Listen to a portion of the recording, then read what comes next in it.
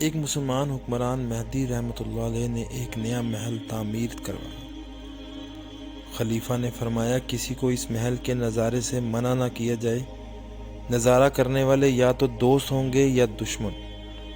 اگر دوست ہیں تو خوش ہوں گے اور ہم دوستوں کی خوش دلی چاہتے ہیں، اور اگر دشمن ہیں تو رنج اٹھائیں گے اور ان کے دل جلیں گے، اور ہر شخص کی یہی مراد ہوتی ہے کہ دشمن کو رنج پہنچے۔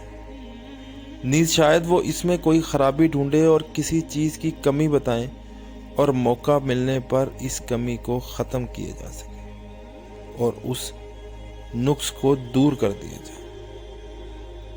ایک فقیر نے کہا، اس محل میں 2 نقائص، 2 خرابیاں ہیں۔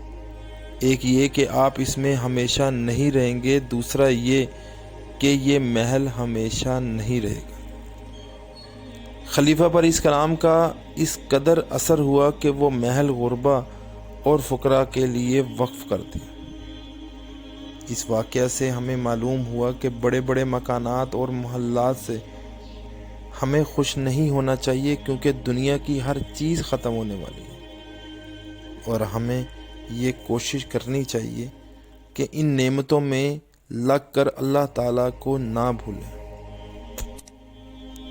بعض دفعہ ہم لوگ کوئی بڑا بنگلہ، عمدہ گاڑی یا کوئی اور چیز کسی اور کے پاس دیکھ کر افسوس کرتے ہیں کہ یہ ہمارے پاس کیوں نہیں۔ جس کے پاس جو کچھ ہے ایک دن ختم ہو جائے گا، اصل تو یہ ہے اصل تو یہ ہے کہ ان نعمتوں کو اللہ کا انعام سمجھ کر استعمال کریں اور اللہ کا شکر ادا کریں۔